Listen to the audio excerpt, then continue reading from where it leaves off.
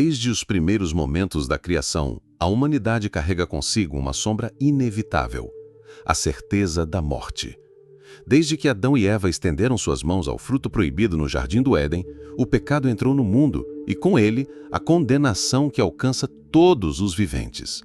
A morte física, espiritual e eterna.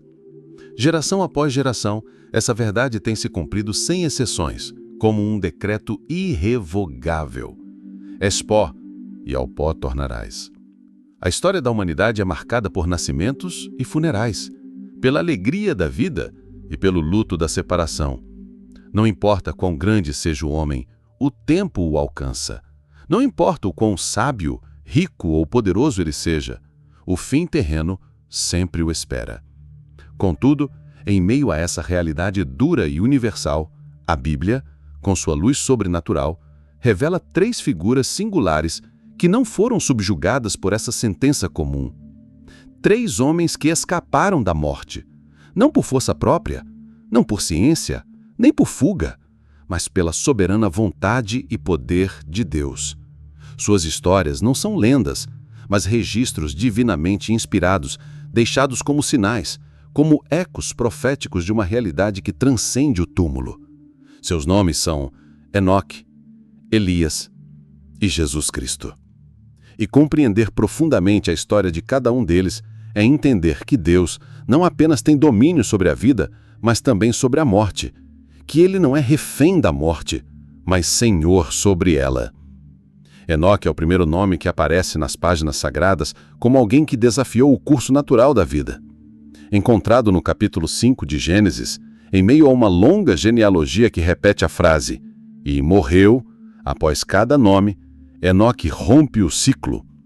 A Escritura diz: "E andou Enoque com Deus, e não apareceu mais, porquanto Deus para si o tomou." Gênesis 5:24. É uma interrupção radical.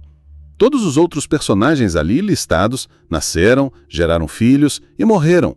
Mas Enoque, ele andou com Deus, e isso foi suficiente para ser levado. O termo "andou com Deus" aqui carrega um peso espiritual profundo. Significa intimidade contínua, relacionamento constante, santidade progressiva, obediência diária. Enoque foi um homem que viveu no meio de uma geração corrupta, mas escolheu andar com Deus como se estivesse no próprio Éden. E por causa dessa caminhada íntima, Deus o tomou para si. O livro de Hebreus 11:5 reforça essa realidade. Pela fé, Enoque foi trasladado para não ver a morte e não foi achado, porque Deus o trasladara, pois antes da sua trasladação, alcançou testemunho de que agradara a Deus.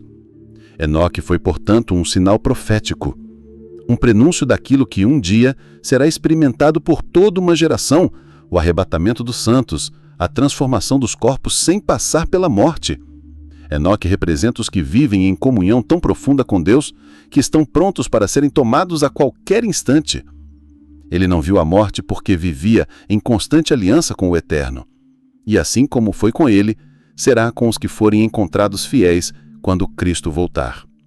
O segundo homem a viver algo semelhante foi Elias, o profeta inflamado.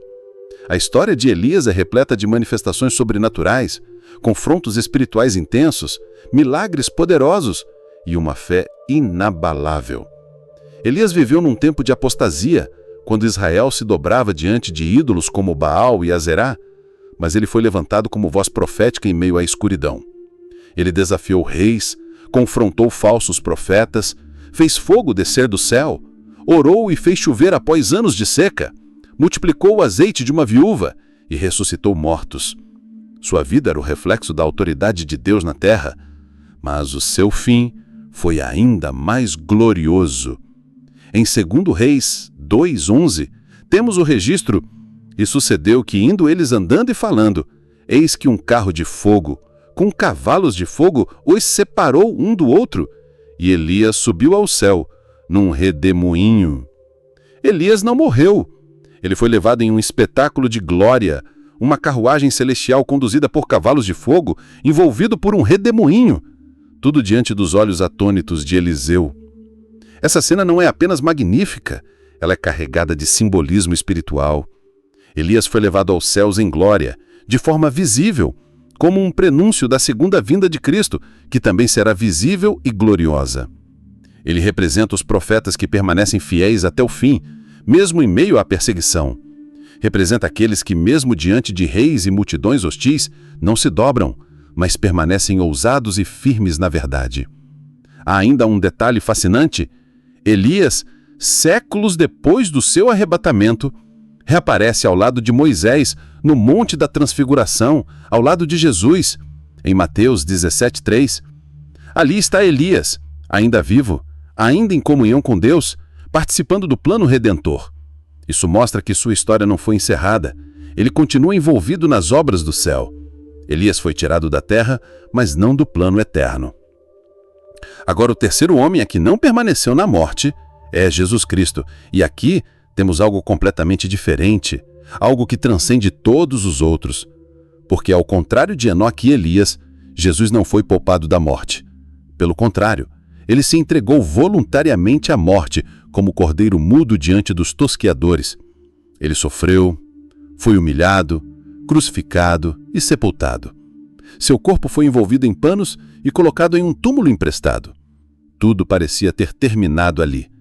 Mas a morte não pôde contê-lo, o túmulo não pôde segurá-lo, porque ao terceiro dia, Jesus ressuscitou com poder e glória, vencendo o pecado, o inferno e a própria morte. Sua ressurreição não foi como a de Lázaro, que voltou à vida para morrer novamente. Jesus ressuscitou com um corpo incorruptível, glorificado, eterno. E depois de 40 dias, ensinando e fortalecendo os discípulos, ele foi elevado aos céus diante de todos. Atos 1:9 descreve: "E quando dizia isto, vendo eles, foi elevado às alturas, e uma nuvem o recebeu, ocultando-o aos seus olhos." Jesus ascendeu em glória, não como alguém que foge da morte, mas como o Rei que a venceu. Ele agora está à direita do Pai, intercedendo por nós, preparando moradas eternas, esperando o dia de voltar com poder para buscar sua igreja. O que torna Jesus ainda mais especial é que ele não apenas escapou da morte, mas destruiu seu poder. Ele é o único capaz de dizer: "Eu sou a ressurreição e a vida. Quem crê em mim, ainda que esteja morto, viverá." E por isso, todos os que estão em Cristo um dia também ressuscitarão com ele. Ele é a garantia de que a morte não é o fim para os filhos de Deus. Enoque, Elias e Jesus Cristo. 3 homens, 3 histórias, 3 destinos extraordinários. Enoque representa a comunhão. Elias, a fidelidade profética. Jesus, a redenção completa. Os 3 foram levados, um pela fé, outro pela glória e o terceiro pela vitória eterna. Juntos, eles apontam para uma realidade maior, que está reservada para todos os que andam com Deus. A morte não tem a última palavra. A sepultura não é o fim da estrada. Para os que vivem com Deus, há uma promessa de vida eterna, de corpos glorificados, de comunhão ininterrupta com o Criador. E cada uma dessas histórias serve como um convite. Você está preparado para ser levado? Está vivendo como Enoque, em intimidade? Como Elias, com coragem? Como Cristo, crucificando a carne para ressuscitar em glória? A hora é agora. O tempo é curto. O céu está pronto. E Deus ainda busca homens e mulheres que estejam dispostos a andar com Ele, a servi-lo com ousadia e a entregar suas vidas completamente ao seu propósito. Porque virá o dia em que muitos serão levados, tal como Enoque, tal como Elias, mas somente os que estiverem em Cristo, como Jesus, ressuscitarão para viver eternamente ao lado do Pai.